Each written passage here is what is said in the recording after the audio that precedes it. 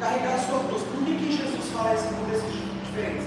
Quando a gente olha para o Evangelho de Marcos, naquele contexto que Jesus estava com os discípulos, e ao mesmo tempo que ele estava perto da multidão, Jesus ele se volta para a multidão e fala a mesma palavra que ele fala em Lucas. Mas por que ele fala isso? Porque Jesus ele conhecia o coração de cada pessoa que estava ali naquele local. Ele sabia o que havia dentro do coração de cada pessoa. E por que ele fala para a gente carregar a cruz, né? O que é a crucificação? A crucificação ela era uma forma de pena muito cruel que os romanos realizavam na época de Jesus, naquele período, né? E quais eram as pessoas que eram crucificadas? Eram os escravos, as pessoas que eram contra o governo, que pregavam contra o governo, os criminosos violentos, nunca cidadãos romanos. Essa pena era sempre aplicada aos judeus e pessoas de fora. Porque os romanos eles se sentiam superior, né? Porque Roma era o maior império daquela época. E qual que era o objetivo da crucificação?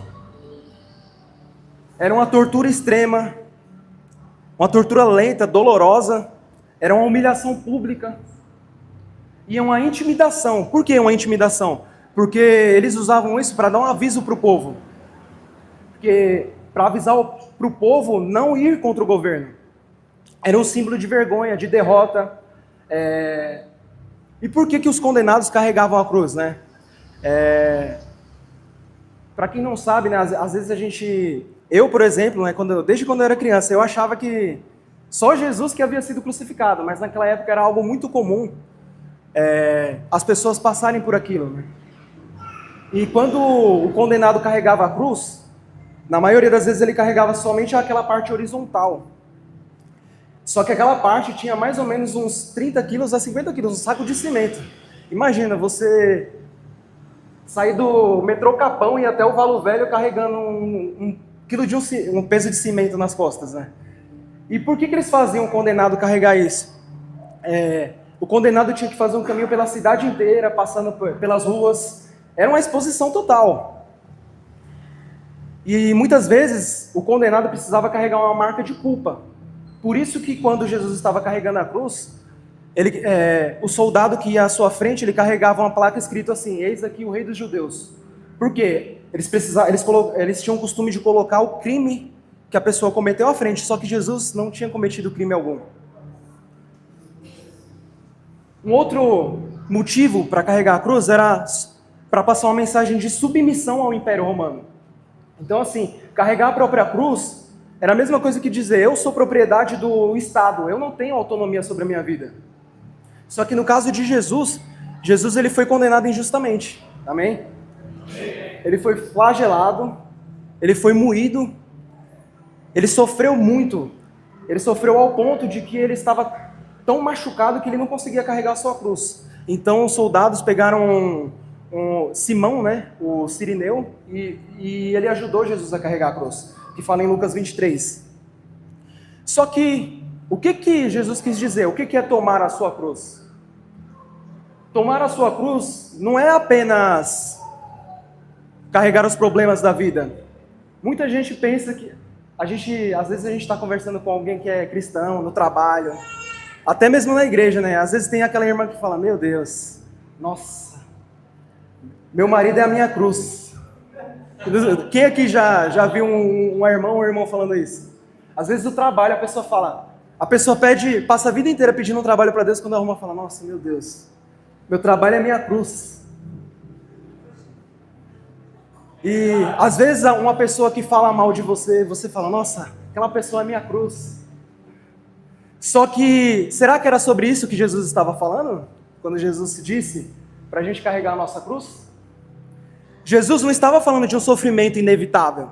Ele estava falando de um compromisso radical com Ele. Ele falava sobre um estilo de vida. E se é um estilo de vida, tem que ser algo permanente, porque sofrimento passa. E assim, na época de Jesus, a gente sofria esse sofrimento brutal, carregando a cruz. Só que carregar a cruz, ela quer dizer morrer para mim mesmo, morrer para o meu eu, renunciar ao meu eu. Eu deixar de viver para os meus próprios desejos e vontades egoístas. Colocar Jesus e o reino de Deus acima de tudo. Quando a gente olha para isso, a gente tem dois extremos, que é o nosso desejo natural da carne e negar a si mesmo. Às vezes, o nosso desejo natural da carne é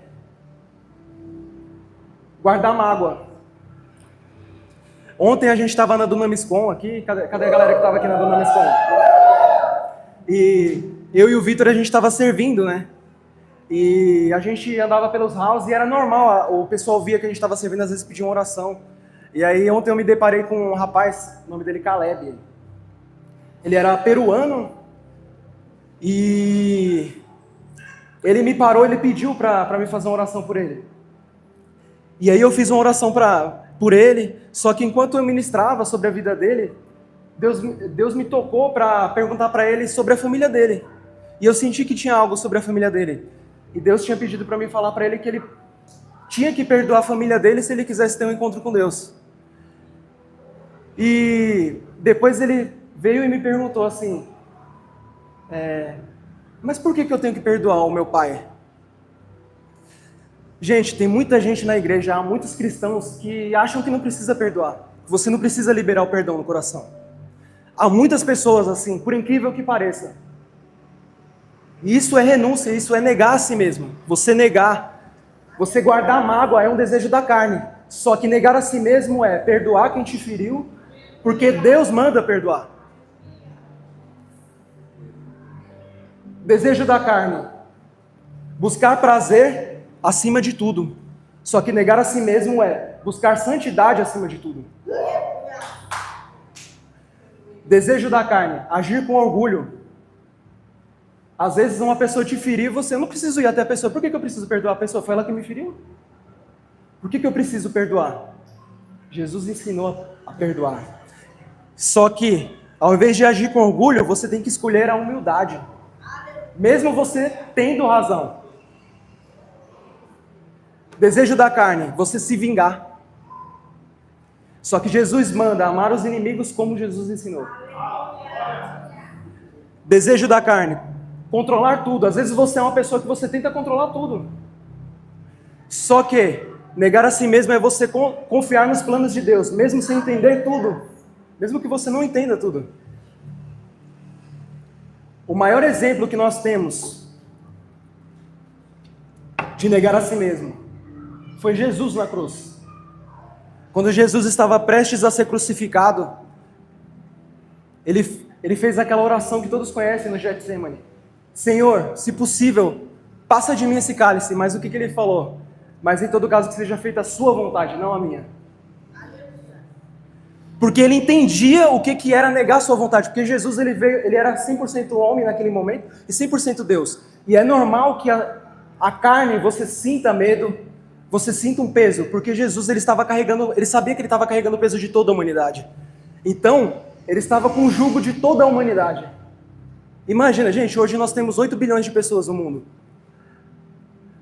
Cada pessoa é como se fosse um universo diferente. Cada pessoa tem os seus próprios problemas, suas próprias dificuldades. Agora imagina Jesus levando a dificuldade e os problemas de cada um. Imagina o peso e os pecados de cada um. Imagina o peso que estava sobre ele. Uma outra pessoa que compreendeu o verdadeiro significado de negar a si mesmo, Paulo. Em Gálatas 2:20, ele fala, fui crucificado com Cristo. Assim já não sou mais eu quem vive, mas Cristo vive em mim. A vida que agora vivo no corpo, vivo pela fé no Filho de Deus, que me amou e se entregou por mim. Em Filipenses, a carta aos Filipenses 3, 4 até o 9, ele diz, embora eu mesmo tivesse razão para ter tal confiança, se alguém pensa que tem razões para confiar na carne, eu ainda mais, circuncidado no 8º dia de vida, pertencente ao povo de Israel, à tribo de Benjamim, verdadeiro hebreu, quanto à lei, fariseu, quanto ao zelo, perseguidor da igreja, quanto à justiça que há na lei, irrepreensível. Mas o que para mim era lucro, passei a considerar perda. Por quê? Por causa de Cristo. Mais do que isso, considero tudo como perda, comparado com a suprema grandeza do conhecimento de Cristo Jesus, meu Senhor, por cuja causa perdi todas as coisas, e as considero como esterco para poder ganhar a Cristo e ser encontrado nele, não tendo a minha própria justiça que precede da lei, mas a que vem mediante a fé em Cristo, a justiça que precede de Deus e se baseia na fé. Paulo compreendeu completamente o que era negar sua própria vontade. Paulo, ele era estudado, ele tinha uma posição alta no governo, então provavelmente ele tinha recursos, e o que ele mais gostava de fazer era perseguir os judeus. Só que ele, quando ele teve um encontro verdadeiro com Cristo, ele entendeu que ele precisava negar essas coisas. E ele mesmo fala: eu considero tudo isso como esterco. Outra pessoa que compreendeu o que era negar tudo, Pedro. Quando Jesus chega ao barco, ele pede para Pedro abandonar o barco. Pedro abandona o barco, Pedro abandona a família para seguir Jesus. Mesmo que Pedro tenha negado Jesus, ele se arrependeu e ele foi morto como um mártir. Ele compreendeu o que era a sua própria vontade, fazendo a vontade de Cristo, pregando para pessoas e pessoas, ao ponto de que quando ele foi pego e ele ia morrer, ele falou assim: eu não sou nem digno de ser morto como o meu mestre. Ele pediu que morresse com a cruz virada de ponta cabeça. Agora, uma outra pessoa do Velho Testamento também, que até mesmo antes de Cristo, ele já compreendia o que era negar sua própria vontade. Abraão. Deus mandou Abraão deixar sua terra, deixar tudo que ele conhecia, e ele foi sem questionar. Ele estava disposto a sacrificar o próprio filho Isaac, né, irmã? Às vezes Deus pede o nosso Isaac. A irmã Ana sabe muito bem o que é isso. Ele confiou plenamente em Deus, mesmo quando o pedido parecia impossível. Todos esses homens, eles compreenderam que era negar a si mesmo e obedecer à vontade do Pai, mesmo que isso custasse sofrimento para eles, ou até a própria vida. Agora eu queria fazer uma pergunta para vocês. Por que negar a si mesmo é tão difícil? Porque o maior inimigo de um discipulado é o nosso ego, é o nosso eu. O ego, ele quer ser rei no nosso coração. Só que no nosso coração só tem que ter espaço para um rei, que é Cristo. O nosso eu, ele sempre vai querer estar no controle. A gente pode observar isso desde o Éden. A serpente chega até Eva e fala: Deus, ele tinha colocado milhares de árvores naquele jardim, mas tinha apenas uma que eles não podiam comer. Só que a serpente veio e ofereceu o quê? Se vocês comerem desse fruto, vocês serão como Deus. Aí eu pergunto uma coisa para vocês: será que se a gente estivesse no lugar deles, a gente teria feito diferente? Eu duvido. Desde esse pecado do Éden, o coração do homem deseja a própria autonomia. A gente quer mandar na nossa própria vida. E negar a si mesmo vai totalmente contra essa natureza da nossa carne. Segundo ponto, por que negar a si mesmo é tão difícil? Porque a gente tem uma natureza pecaminosa. Em Gênesis 5,17 fala que a carne deseja o que é contrário ao Espírito. E a Bíblia nos ensina que a carne quer conforto e prazer, vingança, orgulho, mas o Espírito quer obediência, santidade e humildade. E é por isso que Cristo fala para a gente negar a si mesmo. Terceiro ponto, por que negar a si mesmo é tão difícil? Porque a gente foi ensinado a seguir o nosso coração. Hoje você anda pelo mundo, às vezes você tem amigos que não é cristão, você está no meio de pessoas que não compreendem o verdadeiro evangelho, e a pessoa fala assim, a cultura, né, nos ensina: faz o que te faz feliz. Será que a gente tem que fazer o que nos faz feliz ou o que Deus quer que a gente faça? Às vezes tem aquelas pessoas, aquelas amizades que falam: siga o seu coração. Será que seguir o nosso coração é negar a nós mesmos? A Bíblia fala que o coração do homem é enganoso. Como que a gente vai seguir o engano? E às vezes tem aquelas pessoas que falam, você merece tudo. Será que a gente merece tudo? A gente veio do pó da terra. O que a gente tem que lutar nesse mundo é pela nossa salvação. Porque o nosso galardão está lá, ó.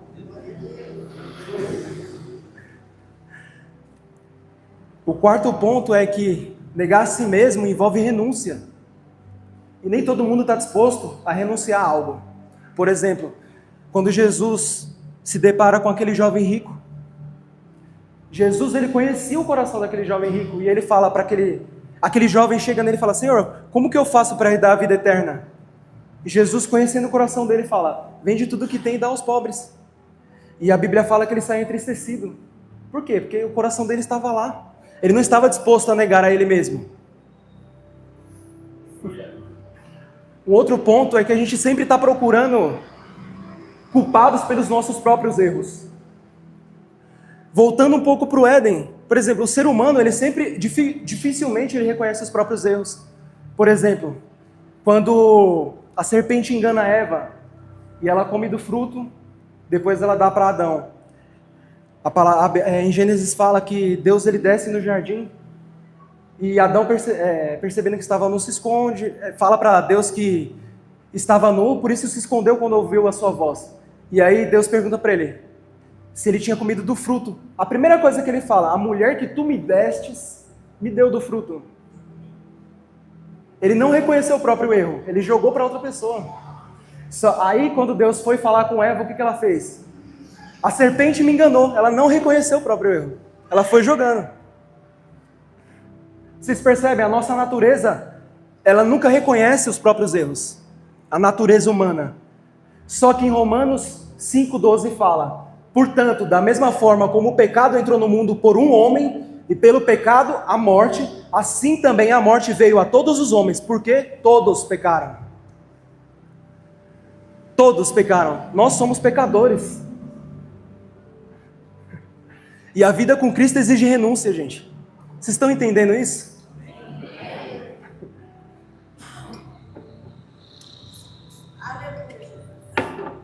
Voltando um pouco para o Velho Testamento, havia um homem, ele é o segundo homem mais citado na Bíblia após Cristo. Jesus ele é citado mais ou menos 1.100 vezes na Bíblia. Davi, ele também é citado mais de 1.000 vezes na Bíblia. Por quê? Davi ele é considerado um homem segundo o coração de Deus. Por que ele é considerado um homem segundo o coração de Deus? Em certo momento, Davi ele não conseguiu negar a si mesmo. E ele caiu. Em 2 Reis 11, fala que na primavera, época em que os reis saíam para a guerra, Davi enviou Joabe no seu lugar. Mas Davi permaneceu em Jerusalém. Davi, ele deveria estar liderando o seu exército. Ele não deveria ter ficado no lugar onde ele estava. E esse momento de ociosidade deu espaço para a tentação para ele. Entrou no coração dele o pecado da cobiça. A Bíblia fala, em 2 Reis 11, continuando, fala que em uma certa tarde, Davi se levantou da sua cama. E ele foi passear pelo terraço. E do terraço ele viu uma mulher muito bonita tomando banho, chamada Betseba. Só que em vez dele desviar o seu olhar, ele continuou olhando. E ele procurou saber quem que era aquela mulher. Ele descobriu que ela era casada e que era a esposa de um dos seus soldados. Só que mesmo assim Davi ainda mandou que trouxesse ela e ele adulterou com ela, mesmo sabendo que ela era casada.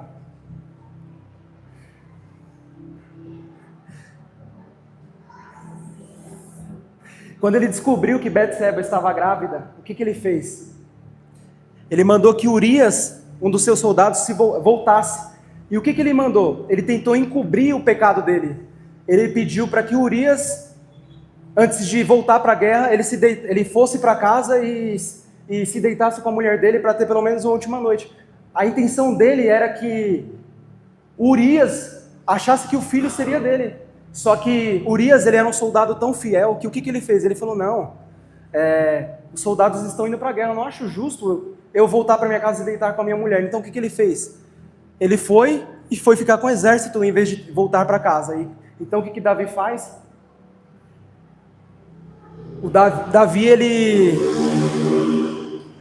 ele bola um plano para colocar Urias à frente do exército numa posição que com certeza ele iria morrer, porque naquela época, quando as pessoas iam guerrear, o pelotão da frente era o primeiro que era detonado.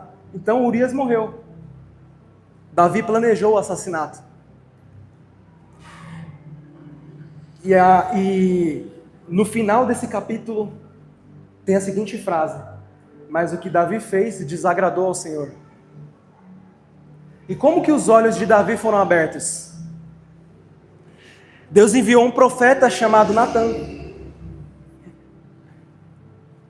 E Natã conta uma parábola para ele de um homem rico que toma uma única cordeirinha de um homem pobre, mesmo tendo muitos bens. Só que aí Davi fica enfurecido quando ouve essa história e fala: esse homem merece a morte. Só que aí Natã se vira para ele e fala: você foi esse homem. E a Bíblia relata que Davi cai em desespero e ele fala: pequei contra o Senhor, disse Davi a Natã. Só que aqui há uma diferença de Davi para Adão. Diferente de todos os outros reis que tentavam justificar os seus erros, Davi ele se quebranta. Ele reconhece a sua culpa sem desculpa alguma. Ele não fez igual Adão, igual Eva. Só que Natã fala para ele que Deus o havia perdoado, só que haveriam consequências. E a gente pode perceber o tanto que Davi se arrepende de tudo isso quando a gente olha para Salmo 51. Salmo 51 foi um salmo que Davi escreveu logo após esse acontecimento. E Davi estava tão quebrantado que ele fala: tem misericórdia de mim, ó Deus, por teu amor, por tua grande compaixão, apaga as minhas transgressões, lava-me de toda a culpa e purifica-me do meu pecado, pois eu mesmo reconheço as minhas transgressões. O meu pecado sempre me persegue. Contra ti, só contra ti pequei, e fiz o que o Senhor reprova, de modo que é justa a tua sentença, e tem razões em me condenar. Sei que sou pecador, desde que nasci. Antes mesmo de Paulo escrever, Davi já reconhecia que todo homem é pecador. Desde que me concebeu no ventre da minha mãe. Sei que desejas a verdade no íntimo, e no coração me ensina sabedoria. Purifica-me com esopo, e ficarei puro. Lava-me o mais branco, e mais branco que a neve serei. Faz-me ouvir de novo o júbilo e a alegria. E os ossos que me esmagastes exultarão. Esconde o seu rosto dos meus pecados e apaga as minhas iniquidades. Cria em mim um coração puro, ó Deus, e renova dentro de mim um espírito estável. Não me expulses da tua presença, nem tires de mim o teu Espírito Santo, o teu Espírito. Devolve-me a tua alegria e a alegria da tua salvação, e sustenta-me com um espírito pronto a obedecer. Então ensinarei os teus caminhos aos transgressores, para que os pecadores se voltem para ti. Livra-me da culpa dos crimes de sangue, ó Deus, Deus da minha salvação, e a minha língua aclamará a tua justiça. Ó Senhor, dá palavras aos meus lábios, e a minha boca anunciará o teu louvor. Não te deleites em sacrifício, nem te agradas em holocaustos, senão eu os traria. Os sacrifícios que agradam a Deus são um espírito quebrantado. Os sacrifícios que agradam a Deus são um espírito quebrantado, um coração quebrantado e contrito. Deus não desprezarás. Por tua boa vontade faz Sião prosperar, ergue os muros de Jerusalém. Então te agradarás dos sacrifícios sinceros, das ofertas queimadas, dos holocaustos e novilhos que serão oferecidos sobre o teu altar. Aqui a gente vê que tudo começou com um olhar. Davi resolveu seguir a sua cobiça, cometeu assassinato. A consequência do pecado, ele tentou Davi, ele tentou esconder o pecado, mas de Deus nada se esconde. Deus usou, ele foi confrontado e Deus usou Natan para abrir os olhos de Davi. E aí veio o arrependimento. Davi, ele se humilha, reconheceu o seu pecado e foi perdoado. Mas não sem consequências. Quando a gente vai para o Evangelho de Tiago, Tiago 1 fala que cada um é tentado conforme sua própria cobiça. Ou seja, suas maiores dificuldades, as maiores dificuldades que você tem para negar no seu coração, às vezes um olhar, às vezes você está andando na rua e você olha algo que não deveria olhar, quando que na verdade, se você olhou, você deveria ter desviado o olhar. Às vezes você escolhe continuar olhando, às vezes você se junta, talvez no seu trabalho, às vezes até para falar mal de alguém, às vezes você gosta de, talvez de ouvir uma fofoca, de fofocar, só que, aí, às vezes você tem algo na sua vida que você fala, Senhor, é muito difícil renunciar a isso daqui, essa tentação aqui é muito maior do que eu aguento, só que a palavra fala, cada um é tentado conforme a sua própria cobiça. Isso que a gente passa é a cobiça do nosso próprio coração. E eu vou falar uma coisa para os irmãos. Gostaria de pedir para a igreja se colocar de pé.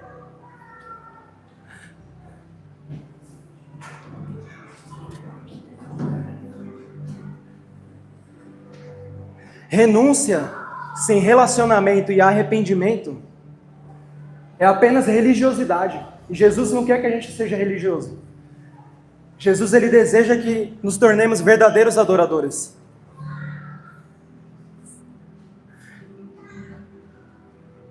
E eu peço que os irmãos entendam que ir até Jesus não vai custar nada pra gente. Só que permanecer com Cristo vai custar tudo. E a cruz não é o nosso fim. A cruz é o começo da nossa vida.